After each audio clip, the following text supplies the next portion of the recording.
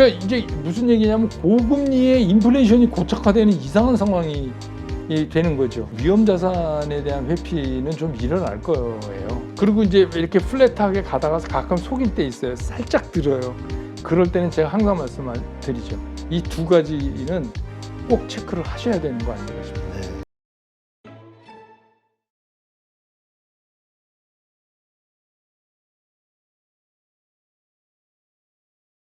아까도 잠시 말씀하셨지만 요즘 그 위안화 약세가 상당히 좀 심하잖아요. 그러다 보니까 중국 경제가 정말 어려운가 보다 뭐 이런 시각, 그리고 이것이 과연 경기 부양책을 쓴다 하더라도 일어날 수 있을까?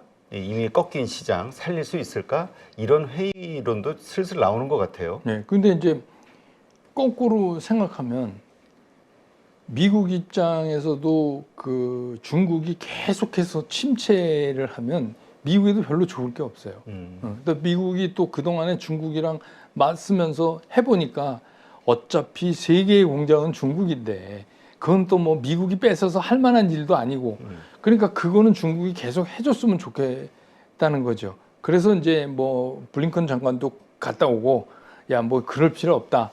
왜냐하면 이제 미국은 다 가졌기 때문에 그럴 필요가 없어요. 지금 입장에서 이제 그 정리를 좀 해야 되는데 중국 입장에서는 지금 말씀하신 거 중국 코로나 끝나고 나서 열어보니까 너무 경기가 안 좋잖아요. 그렇죠. 그 경기가 안 좋고 특히 이제 청년 실업률이 말도 못하게 그 높은데 그 청년이라는 게 뭐냐면 1990년 이후에 출생한 그 세대들은 거의 시진핑 주석을 신처럼 생각하는 사람들이란 말이에요. 그렇죠.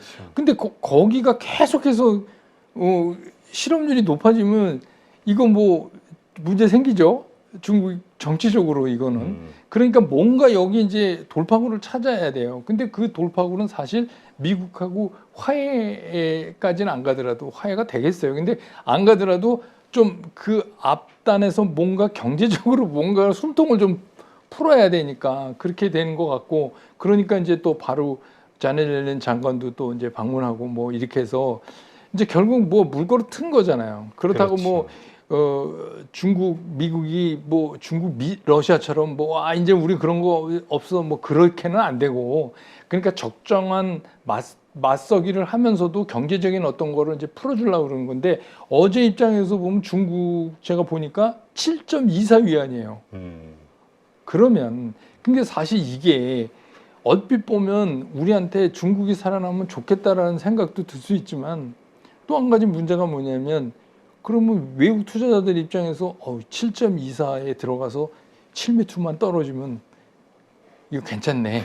그런 생각할 거 아닙니까? 그렇죠. 외국 투자자들은 항상 이머징 마켓에서 환차 먹고 시세 차익 먹고 그런 건데. 그럼 그 얘기는 이제 우리 지난번 환율 우리 1270원까지 가고 나서부터 팔기 시작했어요. 그러니까 우리 1270원 쪽에서 턴에서 다시 올라왔잖아요. 1,300원. 그러니까 올라오는 한 보름 난짓 그 사이에 외국인은 계속 팔았어요. 거기서부터 외국인 방향이 싹 바뀌기 시작했어요. 그러니까 사실 외국인들이 그 마지노선을 뭐 1250원에 잡았는지 60원에 잡았는지 이거 우리가 알 길이 없는데 그때 70원 밑에서 70원 먹고 근처에서부터 터닝하는 현상이 일어났거든요. 네. 그러니까 이제 똑같은 방법으로 뭐 으르렁은 되지만 중국을 택할 수도 있는 거 아니냐. 그랬을 때는 상당히 많은 게 우린 여러 가지가 있어요. 미국이 계속해서 다음 달에서 25bp 올리고 금리차 더 나는 거에 대한 부담감. 근데 우리는 빠르게 금리를 올리지 못한다는 안타까움.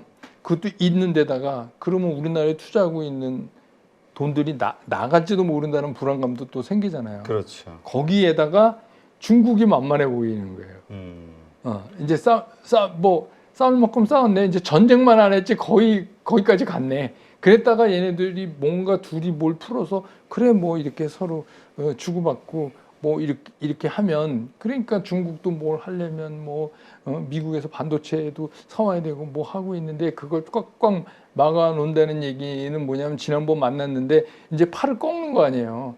꺾을 때까지 부러지기 전까지 그래야지 미국이 많은 거를 얻을 거 아니겠어요. 그렇죠. 그러니까 이제 지금 계속 뭐 엔비디아 건도 그렇고 계속 얘기를 하고 있는 거죠. 그래서 이제 근데 워낙 이 투자의 세계에 있는 돈들은 워낙 빠르고 영악하니까 만약에 이 사람들이 그거를 딱 읽었을 때 이건 뭐야? 이렇게 생각할 수도 있다. 그러니까 우리는 그거를 조심하는데 그걸 그럼 어떻게 조심하냐 우리가 다니면서 그게 아니라 그냥 우리나라에서 외국인들이 얼마큼 사고 파나만 체크하시면 되죠. 그러니까 오늘 빼고 오늘은 뭐 외국인이 당연히 이제 사겠지만 오늘 빼고 지난 보름 동안 제가 계산해 보니까 코스피에서만 1조 3천 순매도 했다고 그랬잖아요. 네. 그러니까 그런 거를 이제 계속 매일 한번 체크해 보셔야죠. 오늘은 얘네가 얼마 팔았나, 오늘은 얼마 샀나 이렇게 보면은 그래서 보통 HTS나 그거 이렇게 보시면은 막 2개월 이렇게 나오는데 그 의미가 없어요. 그래서 좀 그냥 계산해 보시거나 아니면 설정을 다시 하셔가지고 한 2주 정도를 보세요. 2주 정도의 흐름을 딱 보면 금방 느낌이 와요. 아, 얘네들이 스탠스를 바꿨구나, 아니구나 하는 거를 이제 알 수가 있거든요. 그래서 우리로 보면 뭐 오늘 이제 뭐 일본 재무장관 뭐 만나가지고 통화 수합 얘기도 이제 나오던데. 요새 일본 상황이 참 좋아요. 네, 경제 상황이. 네, 그래서 뭐 그것도 뭐 이제 뭐 한 20억 달러부터 시작해서 그것도 앵화 아니고 달러 베이스로 그렇게 하겠다 이제 뭐 보도된 거 보니까 뭐 그런 분위기 같은 거는 좋아요. 근데 이제 우리 시장에 실익이 있으려면 외국인들이 투자 규모를 축소시키지 않고 중국이 그런 느낌이 있어도 축소시키지 않고 우리나라 시장만의 매력을 가지고 사줄 수 있는 그런 게 이제 필요한 거죠. 그게 아직은 외국인들 네. 눈에는 삼성전자라든가 이런 거밖에 안 보인다. 네. 하이닉스라든가. 네. 어떻게 보면 그거는 그냥 이번에 못해도 레인책 받은 뭐 그게 어떻게 더 떨어지겠어요. 반도체 없이 아무것도 뭐 이거는 떨어질래야 떨어질 수가 없는 산업이잖아요. 그렇죠. 그리고 뭐 예를 들어서 삼성전자가 지금 10만 원이 넘는 것도 아니고 그러니까 그런 입장에서 보니까 되게 이 두 종목이나 그 뭐 후방 산업에 접근하는 건 되게 편하게 접근할 수 있죠. 외국인 입장에서. 그렇죠. 그렇지만 다른 거는 좀 아니다 하는 거죠. 하여튼 지금 어떤 주식을 들고 있느냐에 따라서 지금 시장의 그 체감 분위기가 네. 어떤 분은 뭐 지금 올라가고 있는 어떤 네. 핵심 그런 관련 주식 가지고 있는 분들이 아마 좋겠지만 대부분은 체감을 잘 못할 거예요. 상당히 힘든 장이네 이런 생각. 힘들죠. 좀 올랐나 싶으면 그 다음날 또 떨어지고. 근데 이제 우리가 생각해 봐야 되는 게 뭐냐면 상반기에 그 연준이 계속해서 금리를 올렸잖아요. 그러니까 미국 시장이 굉장히 타이트해지고 유동성이 그런 것 같지만 실제로 그렇지가 않아요. 그러니까 제일 먼저 여기에 파토를 놓은 게 뭐냐면 그 실리콘밸리 은행부터 시작해갖고 지방은행들이 난리가 나니까 거기서 계속 축소할 수가 없으니까 그때 일단 풀었잖아요. 그렇죠. 네. 그리고 이제 뭐 부채 한도 이슈도 상당히 이제 그런데 영향을 줬고 그래서 실제로 지금 미국 시장에서는 뭐 상업용 부동산 문제라든지 이런 것들이 전부 수면 아래로 내려갔어요. 그거는 뭐냐면 유동성이 타이트해지고 막 은행이 막 위험하고 그래야지 이게 나오는데 지금은 그런 것도 없어요. 신규 주택 판매 건수도 막 늘어나고 있고 그러니까 사람들이 아니 무슨 침체가 온다며 이게 무슨 놈의 침체냐 이렇게 이제 생각하고 어쨌든간 CPI도 근원은 뭐 좀 답답하지만 헤드라인은 어쨌든간 계속 내려가는 모습을 보여주고 있고 근데 이제 문제는 뭐냐면 하반기는 조금 달리 볼 필요는 좀 있을 것 같아요. 왜냐하면 지금 파월 의장도 계속해서 얘기하지만 여기서 두 차례 더 베이비 스텝이라도 더 올리면 상당히 고공이에요. 금리가. 네. 근데 그게 계속해 나갈 거란 말입니다. 금년 안에는 금리 인하 없다고 이미 얘기를 여러 차례 그렇죠. 했으니까. 그런데 또 한 가지 인플레이션도 잘 안 죽어요. 그러게요. 지금 그러니까 이제 무슨 얘기냐면 고금리에 인플레이션이 고착화되는 이상한 상황이 되는 거죠. 그러면 그게 오래 못 가요. 결국은 그거는 뭐 강도가 어느 정도냐의 차이만 있지만 경기 불황으로 안 갈 수가 없는 거잖아요. 그리고 뭐 위기를 만들 수밖에 예, 없는 만들 상황. 수밖에 이제 없는 거죠. 그러니까 이제 그런 거, 그 다음에 우리가 늘 이제 체크하는 이제 뭐 그 장단기 금리 차 이거 계속 계속이에요. 그렇죠. 확대가 되고 계속 있으니까. 그리고 뭐 좀 줄었다 좀 늘었다 이러면서 계속 그러고 있고 뭐 6개월에서 15개월 안에 그런 현상이 나타난 후에 뭐 경기 침체가 온다며요. 근데 뭐 이번에는 안 오네 그러지만 결국은 모든 게 마지막엔 그쪽을 향하거든요. 다만 그게 6개월이냐 1년이냐 1년 반이냐 이런 시차만 있을 뿐이지. 그러니까 조심하기는 조심을 해야 되고 그러다 보고 또 주변에 있는 뭐 영란은행은 말할 것도 없고 뭐 호주도 그렇고 막 금리 계속 올려야 된다고 지금 계속 그쪽은 더 강하게 얘기를 지금 하고 있잖아요. 그렇기 때문에 아무래도 이제 이 불안정한 그러니까 위험 자산에 대한 회피는 좀 일어날 거예요. 근데 이제 지금은 워낙 달리던 그런 상황이기 때문에 아직은 유동성이 그나마 살아있고 대차대조파 축소했다고 그래야 축소한 것도 없이 그냥 도루묵이 된 거잖아요. 쉽게 얘기하면. 그렇죠. 그러니까 지금은 그게 그냥 이어질 수 있지만 이게 뭐 길게 계속해서 갈 수는 없다. 이렇게 보여져요. 그래서 랠리? 뭐 우리 시장도 요새 막 우리 기관도 썸머랠리 이제 얘기 얼마 전까지 우리 일주일 전만 해도 서머랠리 이야기 했는데 지금 쏙 들어갔어요. 네. 그런데 또 이제 며칠 또 반짝거리면 또 썸머랠리 얘기할 거예요. 근데 두 가지를 우리가 체크해봐요. 첫 번째, 미국에서 썸머랠리가 있을 수 있느냐? 미국이 있을 수 있어요. 지금까지 이제 말씀드린 그런 이유는. 근데 우리나라도 있을 수 있느냐? 그러면 미국에서 썸머랠리가 일어나면 외국인들이 우리나라 시장에서도 썸머랠리를 만들 거냐?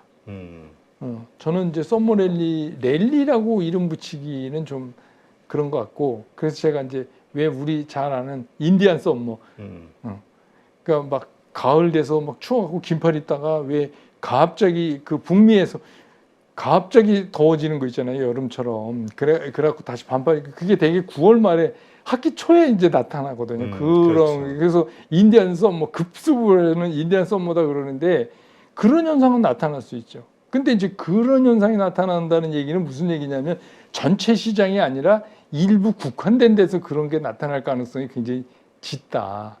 네, 그러니까 우리가 뭐 시장이 나쁘다고 그래서 전부 비관적으로 시장이 볼 필요는 없지만 그렇다고 해서 막연하게 썸머랠리가 그냥 올 거야. 막 미국이 좋으면 우리도 좋을 거야. 이런 거보다는 좀 강도를 낮춰서 어떤 분야에서 그런 일이 벌어질 수 있는가를 보는 게 더 나은 거 아닌가. 그래야 실수를 좀 줄일 수 있지 않나 싶어요. 네. 그렇군요. 하여튼 내가 어떤 주식을 들고 있느냐 점검을 해볼 필요가 있다 이렇게 말씀을 해주시기도 했는데, 근데 사람들이 지금은 좀 이렇게 뭐라 그럴까요? 그 장기 투자로 보고 있는 종목들 가운데서 이제 확신이 좀 크다 보면 그럼에도 불구하고 그 조금 빠질 때는 그냥 잘 버티다가 그 조금 더 많이 빠지면 그때서부터 불안해가지고 근데 이제 버텨야 될 시점에 그 말씀 중에 더 큰 일이 뭐냐면 그 기다렸어요. 나는 이거 인생 종목이라고 생각해. 그래서 이제 뭐 조금 빠지면 계속 기다렸다가 워낙 많이 이제 막 20% 이렇게 주저앉으면 이제 멘붕이 오죠. 그러다 이게 딱 돌아요. 돌아서 이제 탁 튀어 오르잖아요. 그러면 역시 나는 잘 참았어. 그래서 이제 샀을 때 그게 이제 굉장히 위험한 거예요. 근데 전체적인 수급은 깨져 있는데 어떤 주식이든지 단기간에 많이 하락하면 반등이라는 게 나오게 되거든요. 그렇죠. 네, 그러니까 이제 제가 계속 말씀드리는 게 전체적인 수급 라인을 우리는 그런 우리나라 시장에서는 뭘 보고 잡느냐. 그러니까 제가 경험에 의하면 20일은 우리나라 시장하고 좀 안 맞는 것 같아요. 우리나라 시장은 10일이 더 잘 맞는 것 같아요. 그러니까 여러분 주식 사서 2주를 내리빠지면 버티시겠어요? 그렇죠. 네, 우리 시장엔 그게 10일이 딱 맞는 것 같아요. 그러면 그 10일을 기준으로 하는 수급선을 정해놓고 내가 가진 보유 종목을 거기에 대입해서 그 수급선이 살아있으면 내가 안심하고, 살아있으면 이건 반등이 아니라 이제 고생했네 이제부터 가네라고 생각해도 되지만, 그게 아직 죽어있는 상태에서 튀어오르는 건 이건 반등이라고 인식하는 게 맞는 거 아니냐. 그래서 이제 개인 투자가들의 제일 문제가 뭐냐면 우리가 막 아끼잖아요. 뭐 쇼핑할 때도 아끼고, 뭐 요새는 이제 인터넷 쇼핑해도 뭐 여기는 얼마고 여기 조금 싼데 뭐 여기다 막 그러잖아요. 그러니까 적은 돈은 잘 아껴요. 근데 그냥 이 큰 돈. 뭉탱이 돈은 진짜 허망하게 날려요. 주식에서. 네. 그러니까 제가 이제 이런 거를 조심하세요, 조심하세요. 그러면 아, 왜 저 사람은 맨날 조심하래? 이렇게 이제 말씀하시는 분도 계신데 사실은 조심해야 돼요. 그래서 뭐 증시 격언의 이 마지막 가격은 개미가 만든다 이제 이런 말이 있잖아요. 그렇죠. 예, 그러니까 그거를 조심하려면 여러분들 각자가 갖고 계시는 기준점이 있어야 돼요. 근데 이제 그게 잘 없으시는 분들은 제가 이제 그 2주 동안의 수급 라인을 한번 체크해 보시라. 내가 보유하고 있는 종목은 과연 이게 맞는 건지. 아, 물론 그게 이제 뭐 무너졌다가도 아니 나는 뭐 이거 몇 년 들고 갈 거니까 그러면 매일 주식시장을 보실 이유가 없어요. 그렇죠. 근데 이제 제가 일반적으로 우리 주식 투자자들이 한번 주식 사서 2주 연속 빠지면 못 참습니다. 참는 분 저는 40몇 년 동안 거의 못 뺐어요. 그게 굉장히 힘든 거예요. 그렇죠. 그러니까 그렇게 생각하시는, 그러면 팔았다가 제가 말씀드린 대로 그 2주간의 10일 그 수급 라인이 쓰면 그때 동참하셔도 되잖아요. 그렇죠. 근데 뭐 이게 우리가 무슨 독립운동 하는 것도 아닌데 나는 이 주식에 목숨 걸어서 이 분야는 무조건 갈 거니까 사야 되겠어요. 이거는 좀 아니죠. 그래서 많이 손해본 게 대표적인 게 요새는 좀 많이 뭐 살아났지만 조선 아니에요. 조선주. 그 과거에 엄청 손해보셨어요. 그러니까 우리가 일반적으로 조선 이러면 약간 그 느낌이 헤비 이런 그렇지. 느낌이 오니까 일반 투자들이 아 이거는 안심하고. 롱텀으로 사야 된다고 생각을 하세요. 헤비한 건 롱텀. 그런 생각을 이제 하시더라고요. 그래서 저도 이거 왜 이렇게 오랫동안 갖고 계시니까 아니 뭐 조선 산업이 막 그래서 아니 그 산업 헤비 인더스트리하고 우리가 롱텀으로 사는 거하고는 다른 겁니다. 이제 이런 말씀을 드렸는데 그러니까 이제 그 롱텀도 이왕이면 싸게 사는 게 좋잖아요. 그렇죠. 그러니까 그런 거를 체크해 가면서 하시는 게 좀 필요한 상황에 왔다 싶어요. 네.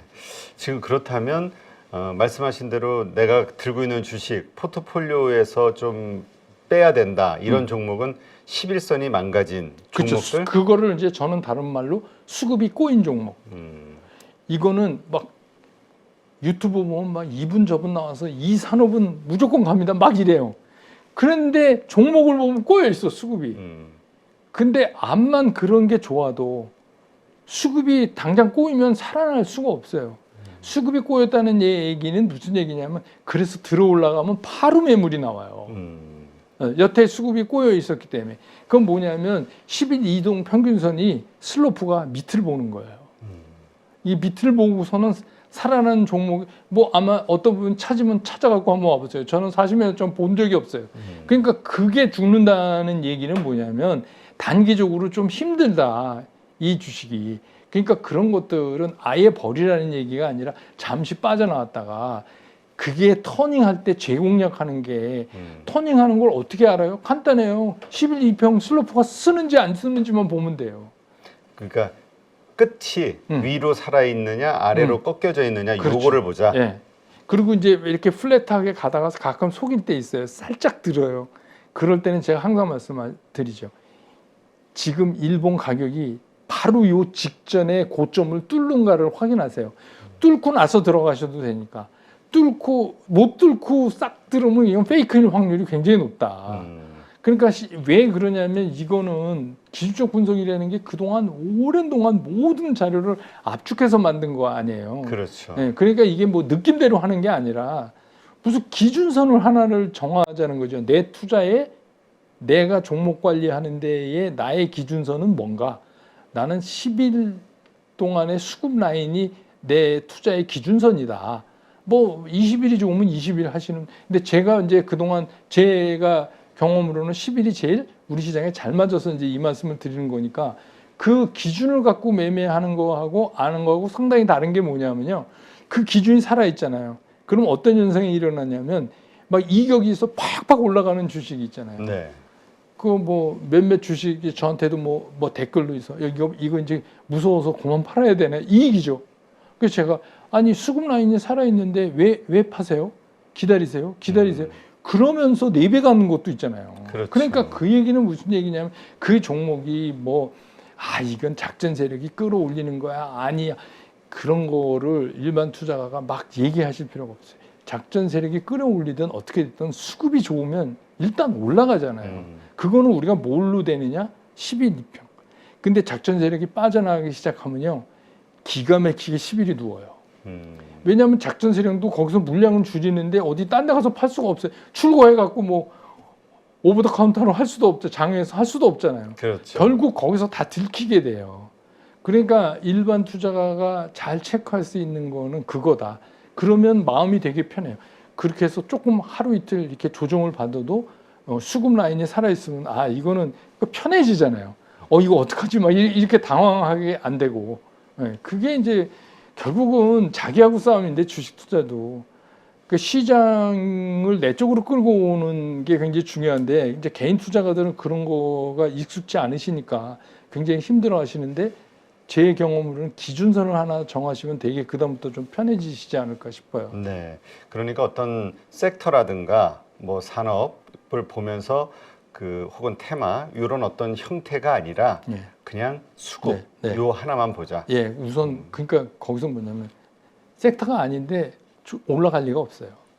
그거는 그렇죠. 이제 그거는 무슨 얘기냐면 그 테크니컬 어널리시스를 하기 직전인 전 단계에 있는 펀더멘탈 쪽이잖아요. 이미 우리는 이제 전제하는 게 뭐냐면 펀더멘탈을 끝냈다고 보자. 예를 들어서 예를 들어서 2차 전지, 2차 전지 앞으로 안 돼. 이런 사람 없잖아요. 그렇죠. 되는데 단기적으로 수급이 지금 참 안 맞는 거다 이런 거잖아요. 그러니까 예를 들어서 산업이나 종목에 대한 펀더멘탈 어널리시스는 우리가 끝났다고 서로 인정을 하고 아니면 그러고 아닌 주식 사는 분도 안 계실 거예요. 그러니까 그렇죠. 그거를 인정을 하되 근데 그 다음에 어떻게 할 거냐는 제일 개인 투자가가 아주 간결하면서도 효과적으로 보실 수 있는 게 10일의 수급이다. 그러니까 지금 이러한 말씀하신 이러한 것들을 바탕으로 해서 우리 개인 투자자들이 어쨌건 이 쉽지 않은 이 상황을 잘 해결하기 위해서 물론 장기 투자자는 안 보는 거고 네. 일반적으로 이렇게 좀 뭐랄까 그 스윙이라든가 트레이딩 하시는 분들 입장에서는 이제 이런 참고를 하면 되는데 놓치면 안 되는 신호가 있다. 어떤 게 있을까요? 딱 두 개예요. 전체적인 시장이 어려워지면 우리 시장도 이제 어려워지잖아요. 전체적인 시장은 제가 말씀드렸던 것처럼 외국인들의 수급을 매일 체크해 보세요. 외국인 수급을. 그렇게 보시다 보면 이거 흐름이 조금 이상한데? 이게 왜 줄이지 얘네? 그런 느낌을 받아요. 그럼 외국인이 수급을 줄인다는 얘기는 뭐냐면 우리 시장에서 돈이 빠져나간다는 얘기잖아요. 그렇죠. 그럼 결코 그거를 놓고 시장은 앞으로 좋습니다. 이렇게 얘기할 수가 없어요. 첫째, 그렇게 해서 전체적인 시장에 대한 생각을 먼저 정리를 하시고 두 번째는 우리가 직접 갖고 있는 내 보유 종목에 대한 기술적 접근을 해야 돼요. 그게 이제 지금 말씀드리는 11, 2평. 그래서 제가 권해드리는 건 뭐냐면 여러분 보시는 뭐 NTS나 HTS를 키셔갖고 이렇게 조정을 하면 조정할 수가 있거든요. 네. 그래갖고 예를 들어서 11, 2평이 없으면 11을 체크를 해서 나타나게 하시고 그거를 딴 선보다 좀 검고 굵게 하세요. 그러면 탁 키면 쫙 하고 눈에 딱 보이니까 금방 느낌이 와요. 이게 이런 거였구나. 그래서 그것 때문에 상당히 편하게 주식 투자 하신다는 분들 많아요. 사실은 저는 이거를 뭐 예전부터 했으니까 몰랐는데 이제 일반 투자가 분들이 이 정도는 다 알고 하시는 줄 알았어요. 근데 모르는 분이 의외로 많더라. 작년에 제가 오프라인 설명회를 뭐 저는 이제 증권업계에 있을 때 뭐 이런 뭐 시장에 대해서 막 얘기하는 게 아니라 회사 일을 했으니까 별로 기회가 없었잖아요. 그런데 이제 오프라인에서 뵙고선 뭘 설명을 드리는데 모르시는 거예요. 근데 보니까 이분도 모르고 저분도 모르고 그래서 몇백 명 모이신 분들한테 말씀드렸더니 거의 모르세요. 이거를 모르시는구나. 그래서 이제 그때부터 제가 이걸 보세요. 이걸 보면 신세계입니다. 되게 편해집니다. 물론 그게 100%는 아니지만 거의 95% 이상 맞기 때문에 그렇게 되면 되게 편안하게 투자를 하실 수가 있습니다. 그래서 이제 요새는 제가 하도 떠들어서 이제 그 이용하시는 분들이 좀 늘어나신 것 같은데 어쨌거나 그래서 외국인 수급, 두 번째는 내 보유 종목에 대한 수급 파동이 어떻게 진행되는가, 이 두 가지는 꼭 체크를 하셔야 되는 거 아닌가 싶습니다. 네, 알겠습니다. 네, 우리 가족분들 이제 점점 우리가 이러저러한 경험들을 쌓으면서 네, 그 실력이 향상이 돼야 되겠죠. 그러한 가운데서 지금 말씀 주신 이러한 부분도 한번 잘 확인을 해보시면서 내가 어떻게 이러한 정보들을 할 수 있을까 네, 고민해 보시기 바랍니다. 네, 오늘도 이렇게 좋은 인사이트 함께 해주신 백만개미 한세구 당주님 고맙습니다. 감사합니다.